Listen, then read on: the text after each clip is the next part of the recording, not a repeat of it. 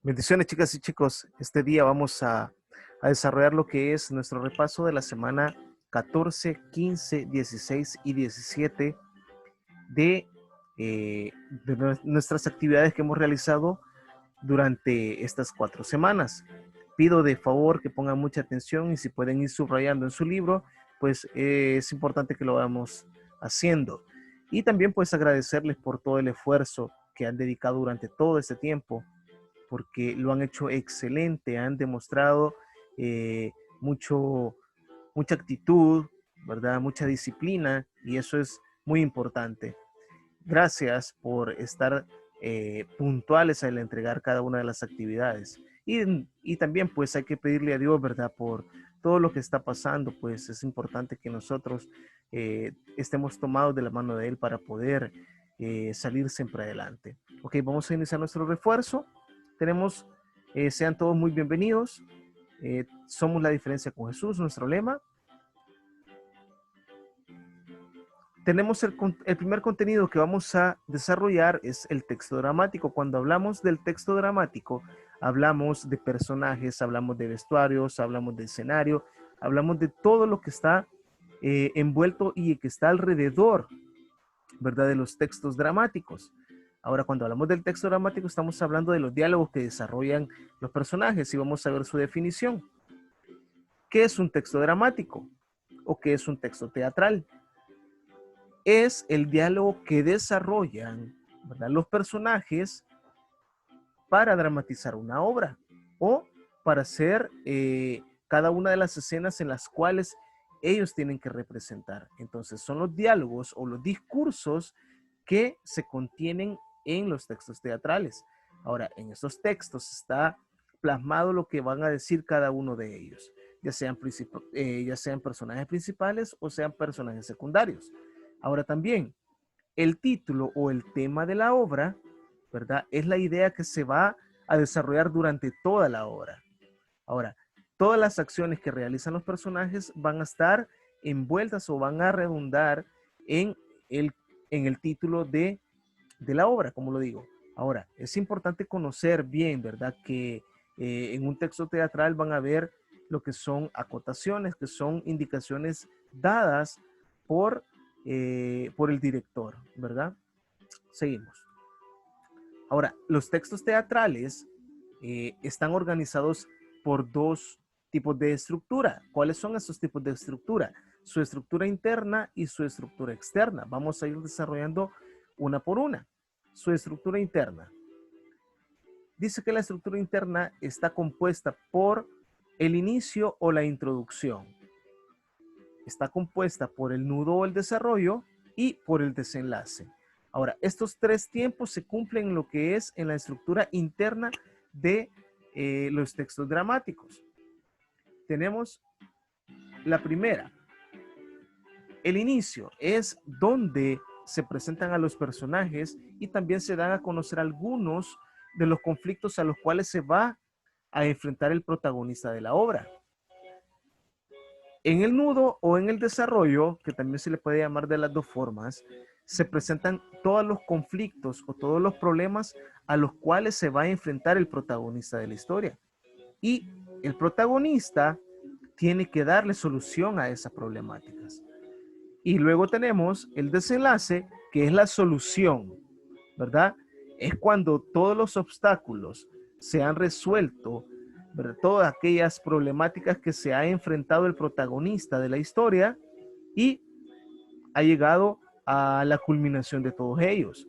Pero también puede ser que en el desenlace también el protagonista sea anulado, ¿verdad? Entonces, ¿qué quiere decir? Que no va a ser el protagonista quien termine con la obra, ¿verdad? Entonces, puede ser otro personaje de la historia. Puede ser que el protagonista en esta parte eh, pueda morir. Entonces, el objetivo, ¿verdad? O el mensaje va a cambiar, ¿verdad? Entonces, tenemos el mensaje que nosotros esperamos como público cambia, ¿verdad? Ok, seguimos. Vamos con la estructura externa. Se compone también de tres tiempos. En este caso, se compone de actos, de cuadros y de escenas. La estructura externa, mediante los actos, ¿verdad? En esta parte se desarrolla lo que es la estructura interna. Se desarrolla lo que es el nudo, el inicio o la introducción, el nudo o el desarrollo y el desenlace. En esta parte de los actos se da lo que es la estructura interna. En los cuadros, ¿qué son los cuadros? Están partidos, podemos decirlo así, o se parte en actos. Ahora, en estos actos, en estos cuadros, se dan los cambios de escenografía, ¿verdad? Podemos decir que en los cambios de escenografía es cuando cambia, cuando se cierra el telón y se incluyen algunos de los elementos que se van a presentar en la próxima escena, ¿verdad? Ahora, podemos mencionar también que hay cambios de personajes. Entonces, cuando hablamos cambios de escenografía es porque cambia parte del escenario. Luego tenemos las escenas. ¿Cuáles son las escenas? Son pequeños actos en los cuales se dan el intercambio o la salida y entrada de los personajes. Ahora, se da en esta parte lo que son las actuaciones de cada uno de ellos y los diálogos que va a ir desarrollando cada uno de los personajes, ya sea principales o secundarios. Okay.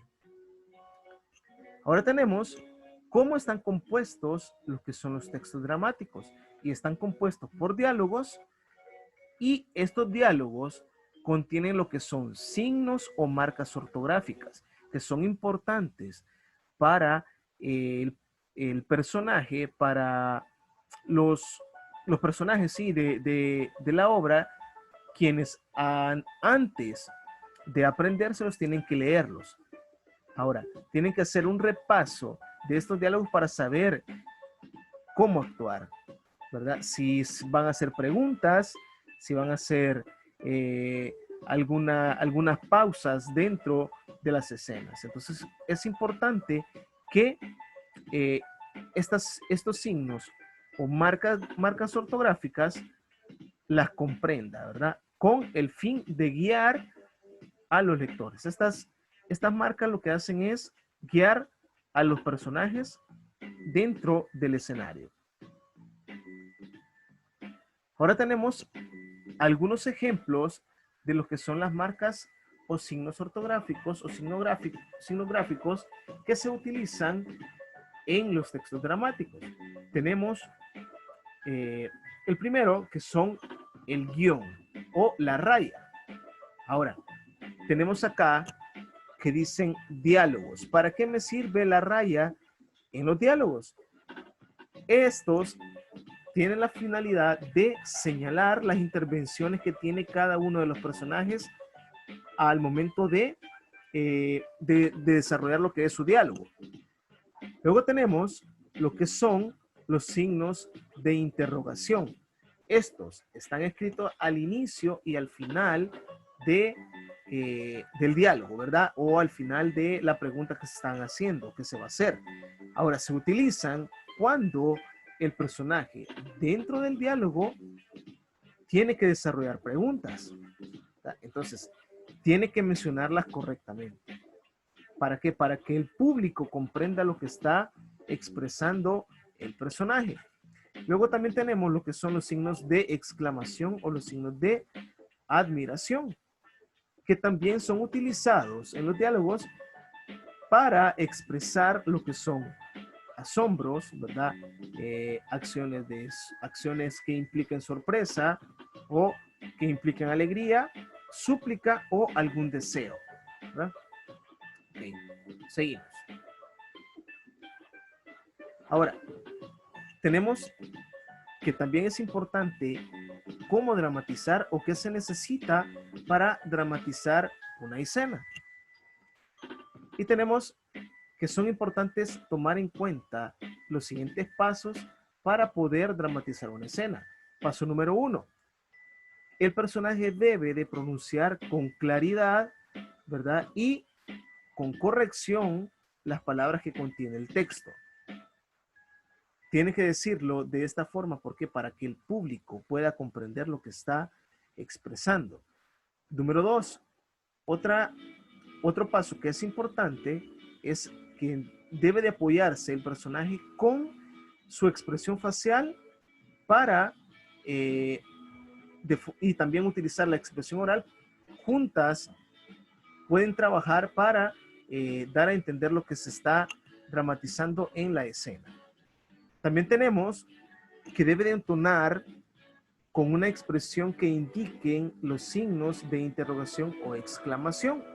Estos, cuando el personaje exprese una acción de asombro o mencione lo que es una pregunta, debe de darle la entonación adecuada con el fin de que se entienda lo que está diciendo. Luego también tenemos que debe de apoyarse con los movimientos corporales al dramatizar, ¿verdad? Ok, seguimos. Ahora tenemos que son los textos instruccionales. Es otro contenido que vamos a desarrollar y que viene dentro del examen. Ahora, ¿qué son los textos instruccionales? Son textos que implican cómo realizar una tarea. Me dan los pasos, los materiales con los cuales yo puedo elaborar ya sea una manualidad, una receta de cocina o puedo elaborar un objeto, ¿verdad? Me dice y me expresa los pasos que debo seguir. O también la otra definición es cómo yo actúo ante una emergencia o ante una situación determinada. Estamos hablando de un fenómeno, ¿verdad?, natural. Puede ser un sismo, puede ser un terremoto o puede ser un deslave, ¿verdad?, una inundación. ¿Cómo yo voy a actuar ante esas circunstancias? Y tenemos que los textos instruccionales poseen las siguientes características. Dice la pregunta, ¿qué características poseen los textos instruccionales? Número 1, que tienen un propósito y un objetivo, ¿verdad? Yo leo todos los pasos y ¿cuál es el propósito y cuál es su objetivo? Llegar a cumplir ya sea la manualidad, ya sea una receta de cocina o salvar mi vida, ¿verdad? En el caso de los textos instruccionales que son con respecto ante cómo debo de actuar ante una situación, ¿verdad?, natural. También otra característica es que tienen un orden en el cual se van desarrollando los pasos. Siguiente, se utiliza lo que es un lenguaje sencillo. También posee explicaciones, ¿verdad? Son textos explicativos sobre cómo yo debo de dar, debo seguir los pasos para poder llegar a mi objetivo. Luego también presenta una lista de los elementos necesarios. ¿Qué elementos yo necesito para poder elaborar mi objetivo, ¿verdad? Para poder elaborar mi receta de cocina, para poder elaborar mi manualidad, lo que yo estoy desarrollando. También, otra característica que tienen los textos instruccionales es que poseen imágenes. Cada paso lleva una imagen sobre cómo yo voy a culminar lo que es mi tarea. Y por último, en el caso de que sean experimentos, se utilizan lo que son llamadas de alerta.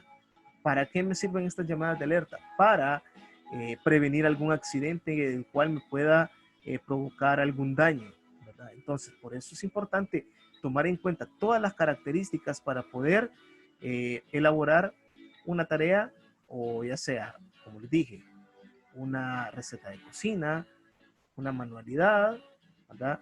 O que un juguete, ¿verdad? En este caso se presentan en los juguetes, ¿verdad? Un ejemplo en los Legos. Van las piezas paso por paso, los cuales yo voy a utilizar para poder elaborar lo que es mi manualidad, ¿verdad? Seguimos. Y tenemos aquí un ejemplo de cómo plantar un árbol y están dando los pasos que debo seguir y cada paso está acompañado con una imagen, ¿verdad? Son 7 pasos, cada uno de ellos acompañados con su imagen. Seguimos. Tenemos también que los textos instructivos tienen sus partes. ¿Cuáles son sus partes? Posee una portada, ¿verdad? Esta portada es para que el lector le llame la atención de lo que va a desarrollar. Luego también tiene una introducción o indicaciones generales. ¿Qué debo de hacer? ¿Verdad? ¿Qué debo de utilizar? Y los pasos que voy a seguir. Luego también dice que se desarrolla lo que es el cuerpo instructivo. Son todos los pasos detallados para realizar mi tarea, ¿verdad? Luego también tenemos lo que son los materiales. Me presenta una lista de materiales a utilizar. ¿Qué normas voy a utilizar? ¿Qué normas debo de tener en cuenta para poder culminar lo que es el objetivo del texto instruccional? ¿Y qué advertencias debo de tener o tomar en cuenta para evitar lo que son algunos accidentes? Y tenemos acá un ejemplo de texto instructivo, ¿verdad? Pasos sobre cómo debo de lavar mis manos. ¿Para qué? Para evitar enfermarme, ¿verdad? Que es lo que debemos de hacer hoy en día. Ahora tenemos qué tipos de textos instruccionales existen. Número 1, los recetarios, ¿verdad? Presenta todos los materiales que se van a utilizar, ¿verdad? Así también utiliza lo que son las imágenes para llevar paso a paso cómo voy a realizar mi receta de cocina. Y tenemos ahí un ejemplo de receta de cocina. Siguiente, indicacionales. Y tenemos la imagen. Me está dando este texto instruccional, me indica cómo o los pasos que voy a tomar, que voy a seguir para elaborar mi manualidad, ya sea una máscara, ya sea este ejemplo de origami, que me da los pasos que debo seguir para poder llegar a la figura total, ¿verdad? Tenemos otro que son los manuales. Es otro texto instructivo que me sirve para qué? Para poder lo que es formar lo que es un mueble, podemos decir, o poder formar lo que es un juguete. Y por último tenemos los procesos experimentales. Me dicen en este proceso, en este tipo de texto instruccional, perdón, que son procesos experimentales, me da también lo que son normas que debo seguir para evitar lo que son accidentes. Y tenemos ahí algunos ejemplos de lo que son de los tipos de textos instruccionales que utilizamos. Ahora tenemos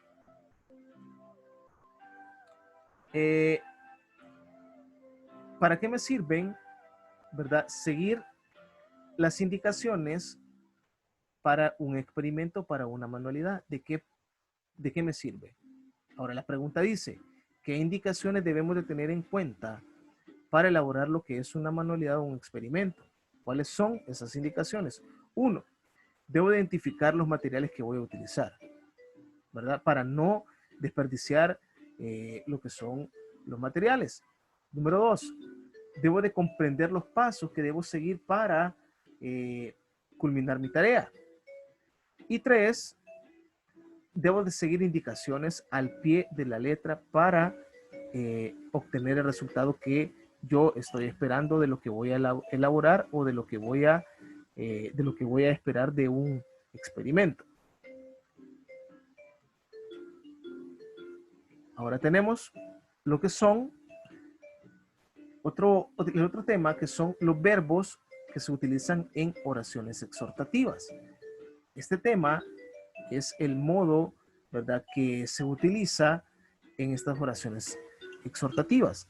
¿Cuáles son? Tenemos algunos de los verbos que se utilizan en oraciones exhortativas son aconsejar, sugerir, rogar, dar, prohibir. Estos verbos los utilizamos en lo que son los textos instruccionales.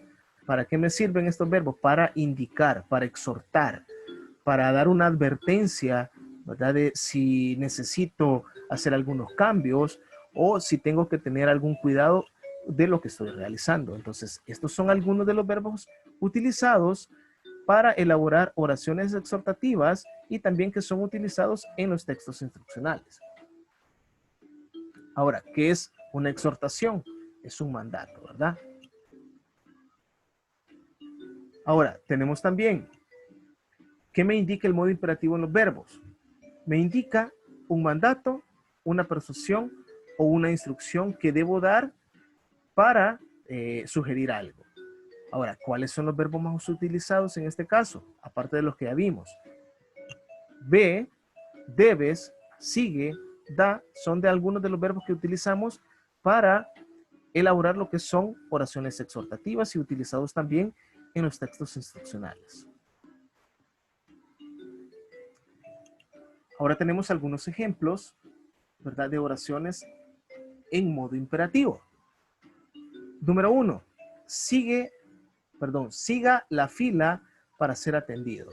Ok, el verbo me indica una orden, ¿verdad?, una exhortación. Luego también tenemos la siguiente, levante la mano para opinar.